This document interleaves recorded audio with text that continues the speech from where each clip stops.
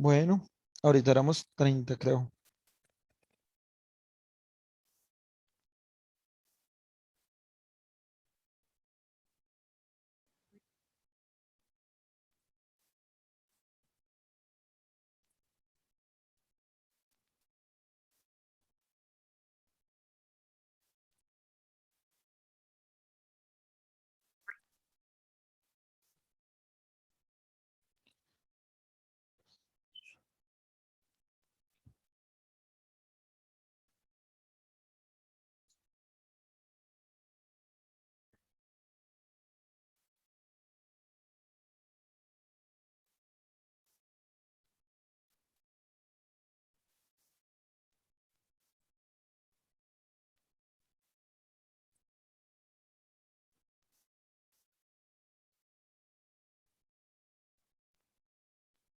Listo, ahora sí.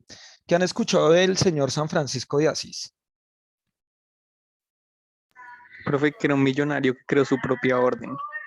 Muy bien. Uy, eso es muy importante. Él mantenía, pero las lucas, papus, las lucas. ¿Dónde queda Asís? En Santa Marta, ¿no? Che, ¿será que este man era colombiano? No, No, él era italiano. italiano. Ya. Entonces, Asís, Italia, él era un príncipe italiano. ¿Listo? Resulta que este mancito es conocido por ser el patrono de qué? De la orden franciscana. Bueno, creó la orden franciscana, pero era el patrono, o es conocido el patrono como el patrono de la naturaleza, ¿sí? Por eso cuando ustedes buscan como imágenes de San Francisco de Asís, pues siempre sale como con animalitos y en los bosques y todo eso. Ahora, ¿por qué vamos a hablar de San Francisco de Asís? Porque él fue muy importante para el desarrollo posterior, muchos años después, del pensamiento científico. ¿Él era científico? No. ¿Le interesaba ser científico? No. Pero las experiencias que él tuvo llevaron a crear la orden franciscana y la orden franciscana, muchos años después, sí empezó a tener métodos que posteriormente se convirtieron en ciencia. Entonces, son cosas que a nosotros nos enseñan como muy fragmentadas, ¿no? O sea, creemos que la ciencia se hizo por obra y gracia del Espíritu Santo, no, que se hizo por sí sola, y pues no, la ciencia realmente es producto de la religión católica, pues la ciencia moderna, la que nosotros usamos y la que el profesor Miguel, la profe Jennifer, el profe Alfredo, el profe Pedrito, bueno, de pronto Pedro puede salirse un poco de eso, porque las matemáticas sí son de otra corriente, pero también se pueden mezclar con el pensamiento filosófico occidental, ¿cierto?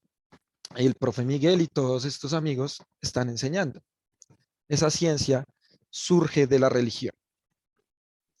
¿Por qué surge la ciencia de la religión? ¿Por qué creen ustedes?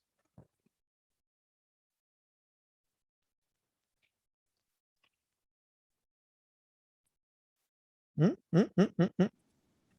Cuestionamientos. Para explicar la existencia de Dios. Muy bien. Las dos cosas son correctas. ¿Sí o no? Cuestionamientos a partir de la demostración de la existencia de Dios. Ahí surge la ciencia. Venga, ¿cómo es este Dios?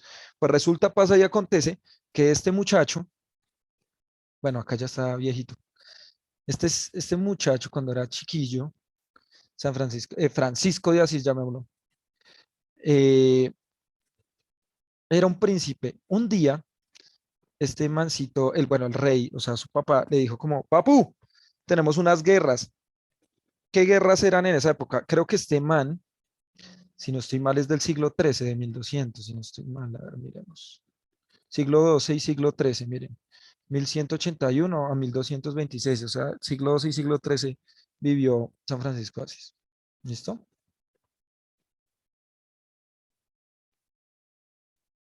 ¿Qué estaba pasando también al mismo tiempo, muchachos?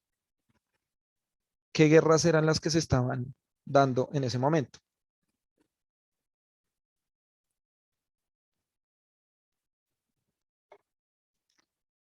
¿Será que no saben o qué?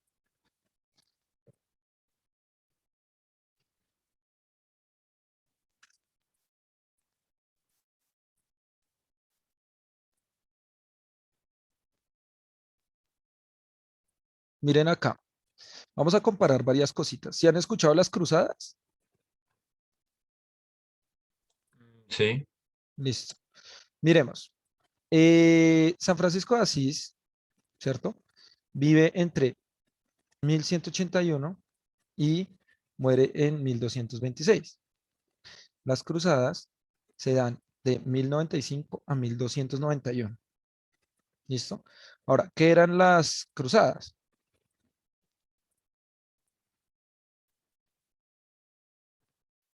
Y acá yo quiero ver varias cosas. Acá está. ¿Alguien sabe qué eran las cruzadas o la explico rápidamente?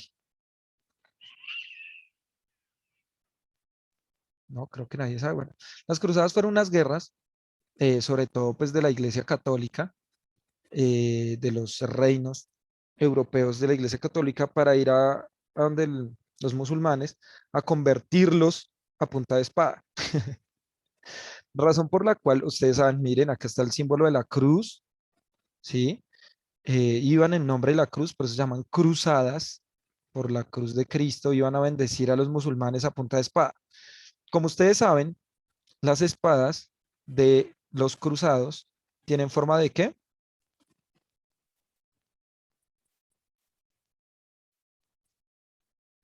de cruz. Ujú. Y no es de gratis. Si ustedes miran, por ejemplo, los sables o las katanas japonesas son totalmente rectas. Los de los cruzados eran también con forma de cruz porque estaban benditas por Dios. Estaban bendiciendo al mundo a punta de sangre. ¿Listo? Entonces este mancito llamado San Francisco de Asís se estaba embarcando en una de estas guerras por territorio, por las cruzadas, etcétera. Y entonces en ese viaje, él enferma y pues le toca quedarse en un sitio para recuperarse, tiene fiebre y en ese momento tiene una visión. Algunos podrían llamarlo, los que no crean, alucinación o lo que sea. Bueno, digamos que él en un sueño vio algo y es que la Iglesia Católica se estaba derrumbando en sus cimientos, que la Iglesia Católica realmente pues estaba como corroída por la corrupción. Miren que estamos hablando de el siglo XII y el siglo XIII. Y él se devuelve, él no sigue su camino hacia la guerra, él se devuelve. Y entonces habla con su padre, o sea, con el rey, y él le dice que él no está de acuerdo con esas guerras, que Dios no era lo que quería, que la Iglesia Católica se tendría que transformar. Y ahí viene cómo lo tomó el rey.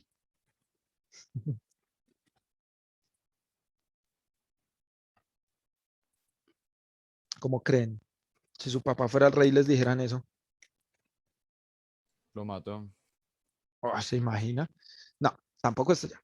Pero pues entonces lo tomaron como un loco y el rey le dice a Francisco de Asís que se despoje de todo lo que le pertenece a él por derecho al ser un príncipe. Entonces, Francisco se quita todo, hasta su ropa. Esa ropa que él tiene ahí, muchachos, ese atuendo, es un atuendo típico que usaban los leprosos en ese momento, las personas que no eran aceptadas en las ciudades de ese momento. Entonces él se despoja de todo, renuncia a ser eh, un rey, porque iba a ser el futuro rey, renuncia a todo eso y se va a vivir a los bosques. Se va a vivir a los bosques. Es curioso porque él vivía también con leprosos, compartía con ellos y al final de cuentas, él nunca se contagió, nunca le dio lepra, nunca nada. Curioso el caso. Lo que es importante de Francisco de Asís, y por eso hago el contexto, es que como él se fue a vivir a un bosque, él empezó a ver el mundo de otra manera. Y él se empezó a dar cuenta que ese Dios católico no era como lo pintaban. Ah, bueno, algo importante de Francisco y de la orden franciscana es que ellos empezaron a dar cuenta de que el mundo tenía que ser para las personas más puras y limpias de corazón y los que sufren, ¿no? Tranqui, Mafe, no te preocupes. Ahora, ¿qué creen ustedes que pensarían? ¿Quiénes serían esas personas para los franciscanos? ¿Cuáles serían esas personas dignas de, de ese proceso, que sean puras, que hayan sufrido y todo eso? ¿Quiénes eran? Los animales. Bueno, digamos que era muy importante para ellos los animales y ya explico por qué, pero sobre todo eran los pobres y los enfermos. Entonces, ellos decían algo que pues a la iglesia no le gustó mucho. Es que la iglesia tenía mucho oro, tenía muchas riquezas, eh, y Francisco de Asís dijo, bueno, la iglesia debe, no debe tener oro, no debe tener riquezas, no debe tener terrenos, no debe tener nada, porque la iglesia debe ser pobre y debe distribuir esas riquezas para los pobres. Esa cosita, ese detalle no le gustó a la iglesia, razón por la cual, muchachos, empezaron a perseguir a toda la orden franciscana. Y la Inquisición incluso decía que ellos eran herejes, que iban en contra de la iglesia, y a muchos de ellos los mataron. ¿Listo? A muchos de ellos los mataron por decir que la iglesia debía ser pobre, por decir que las riquezas de la iglesia se tendrían que distribuir entre los pobres. Entonces ahí los empezaron a, a perseguir, los empezaron a matar, pero por otro lado, pues los franciscanos vivían como muy metidos en ciertas zonas boscosas, en ciertas zonas donde podían ver relaciones con diferentes animales, y entonces los franciscanos, Francisco de Asís y los demás franciscanos, se dieron cuenta de que el mundo no es como lo pintan. El Dios que les había dicho la Iglesia Católica no es, ese Dios probablemente no existía, sino era un Dios diferente al cual el humano ya se había alejado. ¿Qué era el Dios para, o incluso hoy en día, para los franciscanos? ¿Cuál es Dios? ¿Qué es Dios? ¿Cómo se muestra Dios?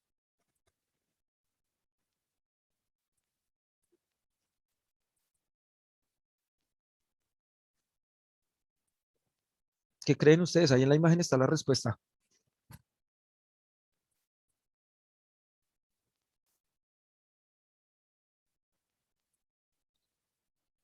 Muchachos, ¿están ahí?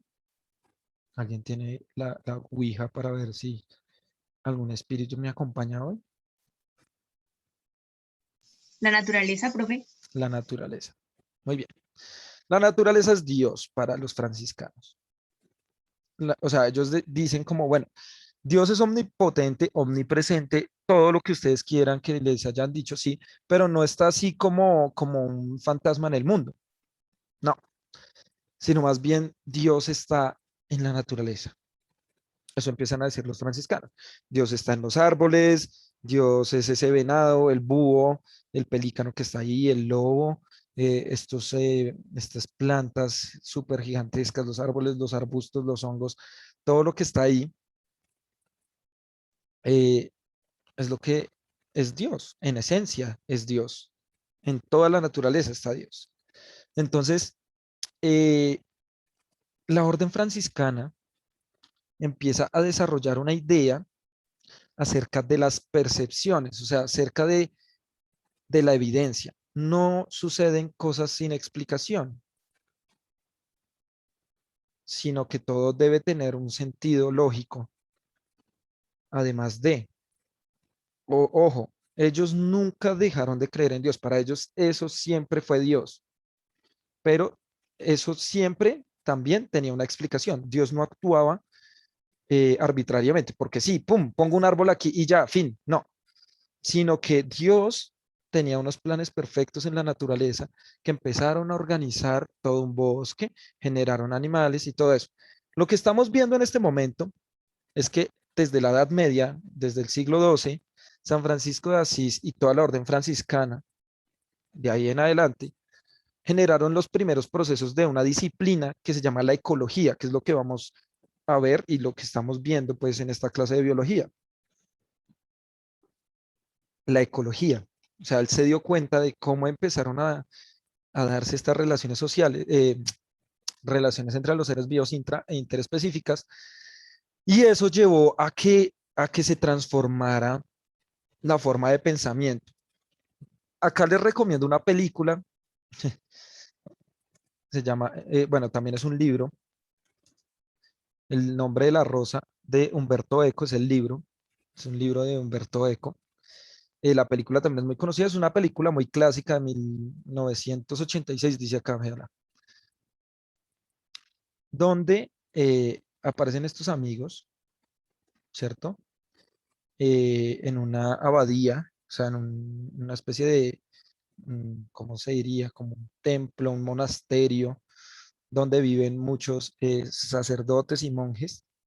Y estos amigos de acá, como ustedes pueden ver, son franciscanos. Entonces, algo está pasando. Gente está muriendo en ese monasterio y hablan de ellos como posesiones y todo eso. Pero entonces los franciscanos van allá a mirar qué es lo que está pasando, a mirar qué es lo que está haciendo que las personas mueran. Pero estos amigos franciscanos eh, ya tienen métodos como eh, para evitar creer en cosas entre comillas paranormales, sino que todo tiene una explicación. Y al final de la película, pues se dan cuenta de qué era lo que estaba pasando detrás de todo eso. Esta película, o bueno, el libro también de Humberto Eco, está basado en un hecho histórico y es, bueno, lo que pasa es que Aristóteles tenía un libro de la risa y en esa época pues estaba prohibido reírse. ¿Sí sabían eso? No, profe. Lo que pasa es que tú no podías reírte porque pues obviamente, imagínense, no, o sea, yo creo que nosotros nacimos tal vez en una de las mejores épocas que pudimos haber nacido, con un poquito más de dignidad. Claro que hay cosas que no nos gustan, por supuesto, pero imagínense ustedes haber nacido en la Edad Media, o sea, primero desde la higiene, desde la imposición de la Inquisición de la Iglesia, desde toda la forma que ustedes quieran. Entonces, en esa época, las personas no se podían reír porque reírse se consideraba un pecado. Ahí en la película lo explican de la siguiente manera, y es que cuando tú te ríes, te deformas la cara y pareces un demonio. Entonces son los espíritus de los demonios que están poseyendo tu alma y por eso se te deforma la cara. Hoy en día, para nosotros, pues eso parece algo chistoso. Si estuviéramos en la época de la Inquisición, a ellos no les parecía chistoso y te hubieran quemado. Entonces, eh, el libro de la risa, de la comedia, pues, de una comedia como tal, de, de Aristóteles, desapareció en la Edad Media en algún momento en un incendio de una abadía. Esta película intenta a partir de, o el libro, pues, de Humberto Eco, intenta mostrar a partir de, de la historia cómo Humberto Eco se imagina que pudo haber desaparecido ese texto en algún momento de la Edad Media, el texto de la comedia de Aristóteles. ¿Listo? Entonces, ellos, los franciscanos, están muy relacionados a los ecosistemas, porque San Francisco de Asís con su decisión sobre ir a los bosques, pero también se dieron cuenta de que no todo sucede porque sí, sino todo empieza a tener una explicación lógica. Entonces, este movimiento, esta corriente franciscana, ¿sí? También estuvo muy de la mano con una corriente, pues que estos sí mantuvieron un estatus y tienen mucho dinero, que se llaman los jesuitas. ¿Sí han escuchado los jesuitas?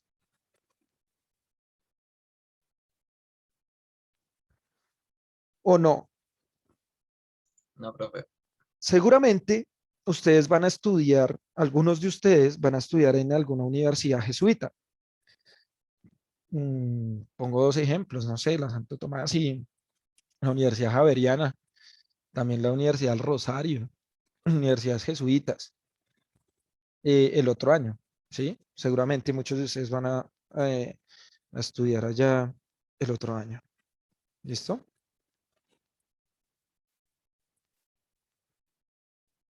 Primera universidad de Colombia, muchachos. ¿Cuál fue la primera universidad de Colombia? No busquen, no busquen. ¿Cuál creen ustedes que fue la primera universidad?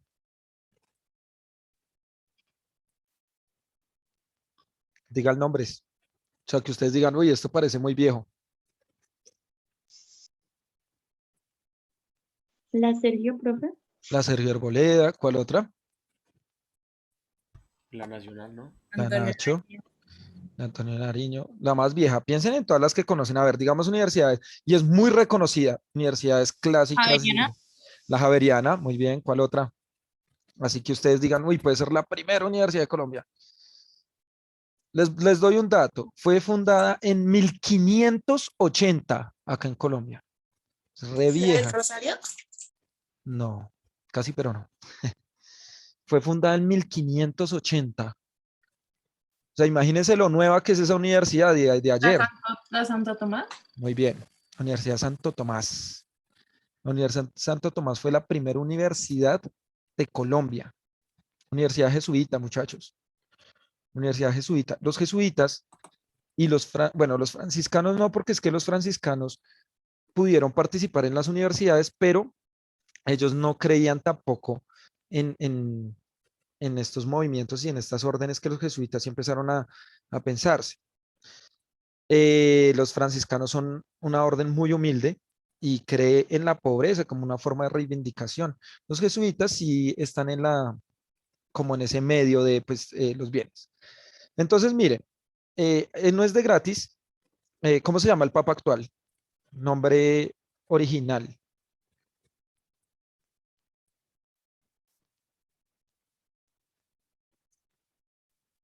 ¿No saben el nombre del papa? ¿No?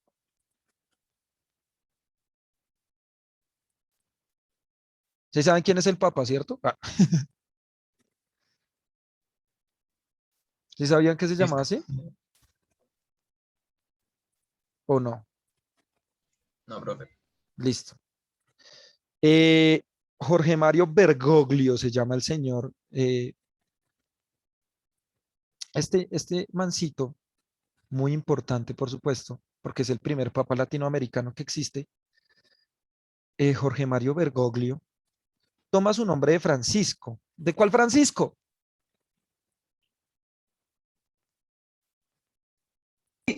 Del que estamos hablando. Ah, de San Francisco de Asís. Pero quiero que piensen en algo importante. Él vendría siendo Francisco, ¿qué? Segundo. Primero. ¿No? Ah, primero, perdón. Claro, porque es el primer papa. Claro, o sea, está San Francisco de Asís, pero él sería Francisco primero. La pregunta es, ¿por qué ningún papa de la Iglesia Católica tomó el nombre de San Francisco de Asís, siendo tan importante?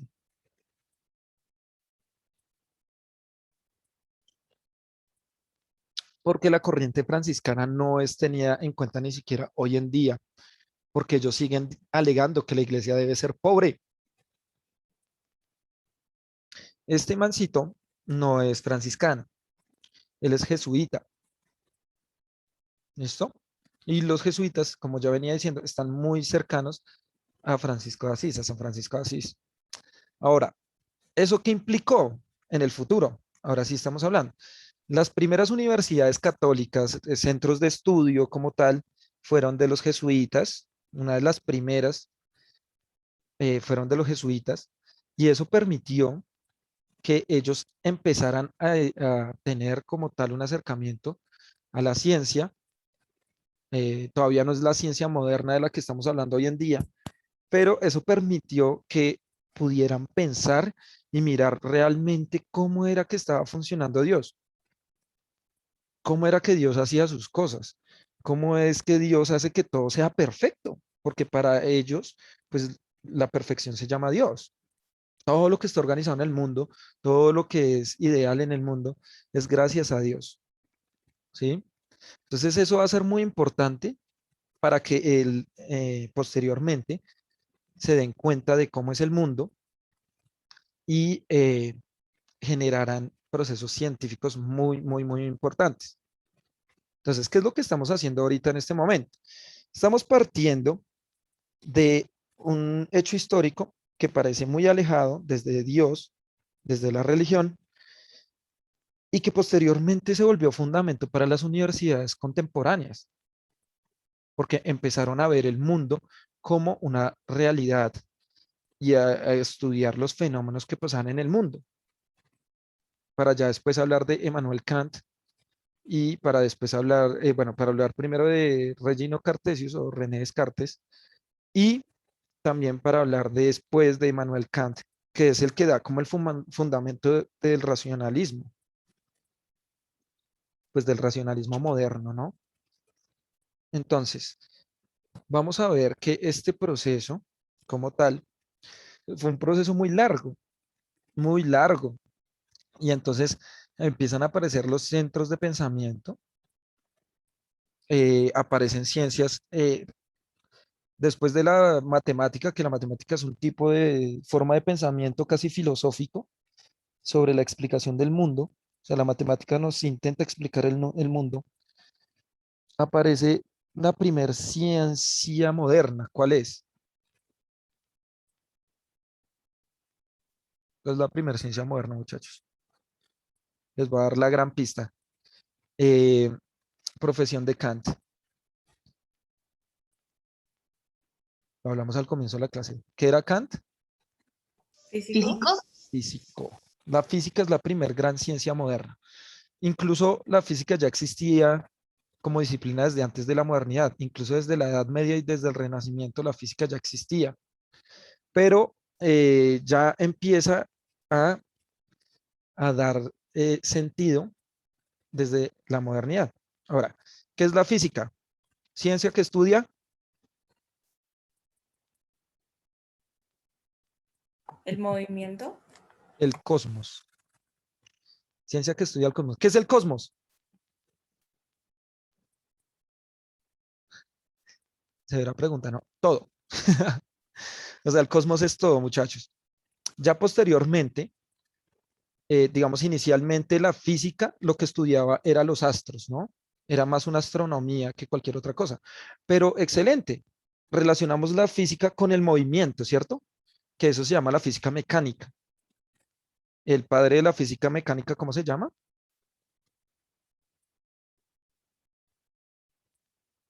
¡Oh! ¡Oh! Eso lo tienen que ver en física. El padre de la física o de la mecánica, ¿quién es? Sir Isaac Newton. Newton. Ay, sí. Sir Isaac Newton es el padre de la mecánica. Recuerden que él tiene tres leyes, ¿sí? De la mecánica donde, y bueno, incluso puede ser la ley cero también incluida ahí, donde explica de qué forma hay un movimiento de una u otra forma. Pero la física, al comienzo, claro, pensaba en el movimiento de los planetas y todo esto, pero no lo desarrolló nunca como lo hizo Newton. Entonces, la primera ciencia moderna es la física, se establece. ¿Cuál es la segunda ciencia moderna?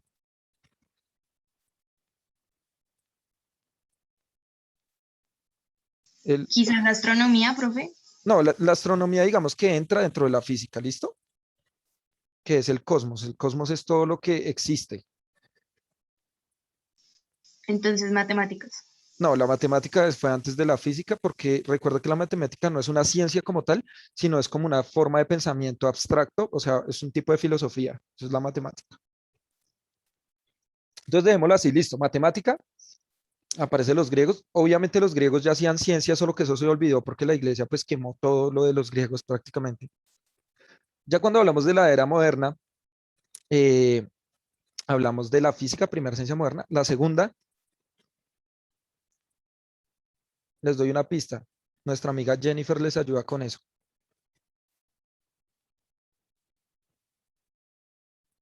¿Cuál es la segunda ciencia moderna? Ya les dije, ¿Química? la química. Ahora, la química no surgió de la nada. ¿Quién es el abuelito o el papá de la química?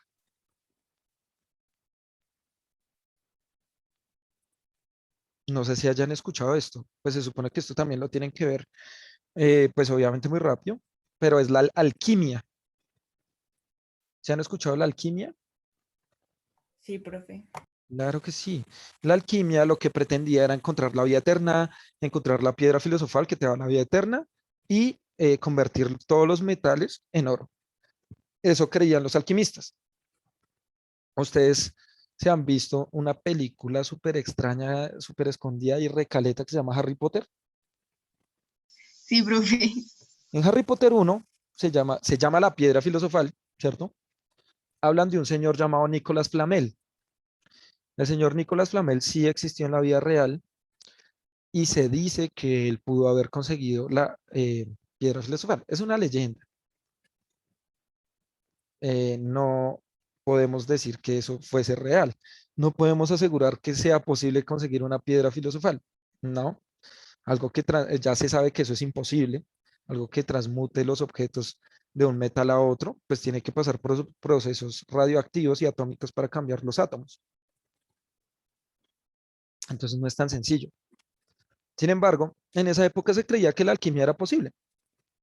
Y después de la alquimia, con todos los métodos, aparece la química. Química, ciencia que estudia, que estudia, que estudia la química. Papus, fácil.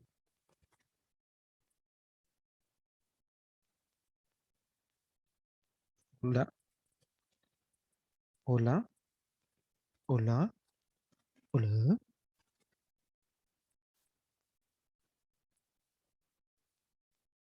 Química, ciencia que estudia la... ¿Materia? Ay, pero qué demorado la materia, la composición de la materia principalmente, ¿listo? Entonces, miren, la física estudia el cosmos, que es todo lo que existe, es decir, sus movimientos y todo eso. A partir de la física se llega a la química, que es el estudio de la materia, cómo es que todo eso que existe está compuesto. Sí, por eso hablamos de compuestos químicos, compuestos en este caso, este año ustedes ven compuestos orgánicos, o sea, con cadena de carbono, hidrógeno, oxígeno y nitrógeno principalmente. ¿Sí?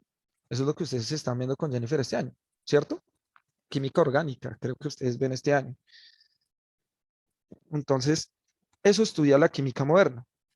Y luego viene la tercer ciencia moderna, que es la más bonita de todas, la perfección hecha ciencia. Biología. Ay, qué linda que sos. Vos sos grosa. La biología, tercera ciencia moderna. ¿Qué hace la biología? Estudia la vida. Bueno, digamos que hay un debate.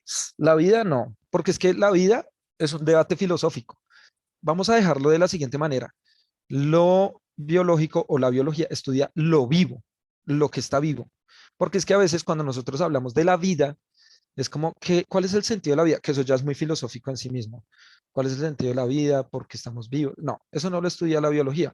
La biología explica cómo se relacionan los seres vivos entre sí. ¿Listo? O sea, no explica cuál es el sentido, por ejemplo, de un venado. ¿Qué es lo que hace que un venado tenga el sentido de ser un venado? Que eso ya sería el sentido de la vida. Pero no, estudia lo vivo, cómo es que funcionan los seres vivos, cómo es su composición de materia, cómo tienen sus relaciones entre ellos y cómo pueden sobrevivir. O sea, miren que a lo largo del tiempo, de todo lo que hemos visto de la historia hoy, San Francisco de Asís ya hacía eso. O sea, San Francisco de Asís, sin darse cuenta, ya había entendido que los animales y los seres vivos en general ya se relacionaban entre sí. Y él podía estar con esos animales allí y ya tenía unas relaciones, pero él no decía, como nosotros tal vez en clase de ciencias lo decimos, que bueno, es porque necesitan glucosa, que tiene que hacer el proceso de fotosíntesis. No, para él, ¿quién era el que hacía todo eso? Dios. Dios, porque Dios estaba en todos y cada uno de los seres vivos. Dios estaba ahí, presente, y es todo eso. Muchos sacerdotes católicos que no niegan el Big Bang, que no niegan la creación a partir de la formación de biomoléculas, como lo explicó Parín, eh, muchos dicen que todo sí se dio como lo explica la ciencia, pero gracias a un impulso. A ese impulso lo llaman Dios. Dios está en toda la materia, Dios está en todos los átomos. Para muchos eh, sacerdotes católicos. Hay otros, obviamente, que creerán que fue el creacionismo, que Dios cogió eh, alguna masa de barro y hizo la forma de los seres vivos, del hombre, y de la costilla creó a la mujer. Sí, está bien, es válido, pero muchos otros creen que los procesos de la ciencia se dieron, pero es Dios quien está en cada uno de los átomos. Es Dios quien permite que toda esa materia se organice de cierta manera. ¿Hasta ahí bien?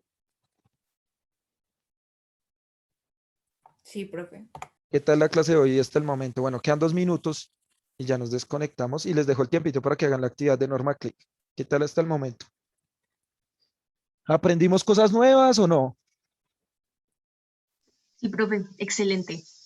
Sí, bien, eso ya lo saben. Bueno, es que como ustedes saben y como me conocen desde, yo soy profe de ustedes desde séptimo, ¿sí? ¿O sexto? No me acuerdo. Séptimo. Desde séptimo, listo. Como ustedes saben, el profe Miguel es un man que le gusta enseñar ciencias, sí, pero yo también me baso mucho en los procesos históricos y sociales. ¿Por qué? Porque más adelante, cuando hablemos de calentamiento social, tenemos que hablar de guerras mundiales. Y si nosotros no hablamos de este proceso, no vamos a entender por qué la ciencia se volvió un arma de guerra. O sea, este proceso que estamos haciendo del conocimiento de la ciencia, de la presión de la ciencia, es para entender cómo es que la misma ciencia se convirtió en un arma en contra de la humanidad. Se supone que la ciencia estaba al servicio de la humanidad y lo que pretendía era explicar el funcionamiento del mundo y beneficiar al humano también. Hoy en día nosotros estamos pasando por una pandemia. Gracias a la ciencia tenemos muchas ventajas, como una vacuna, o bueno, 10 vacunas más o menos. Mm, pero la ciencia no es como la pintan, no es tan bonita como siempre nos han dicho, sino que también tiene sus cosas y pretende dominar muchas otras, generando así procesos. Todo lo que nosotros estamos alrededor, gracias a la ciencia, es que nosotros estamos sentados enfrente de este computador teniendo clase. Algo que era impensable hace 100 años, algo que era impensable hace 50 años y algo que era realmente inasequible para nosotros económicamente hace 20 años. Y miren cómo la ciencia se ha venido transformando. Pero la ciencia también ha generado el impacto ambiental que nosotros tenemos hoy en día. Entonces, listo, muchachos. Para la próxima clase, pues hablaremos un poco más de este tema y nos adentraremos en la ciencia moderna y cuál es el impacto que ha tenido. Por supuesto, hablaremos de la Revolución Industrial y Revolución Francesa. Listo, muchachos. Los amo mucho. Son los mejores y nos vemos para la próxima. Los amo. No olviden lo de NormaClick. Chao, profe. Chao, muchachos. Son los mejores. No lo olviden. Chao, profe. Chao, mis amores. Chao, profe. Chao.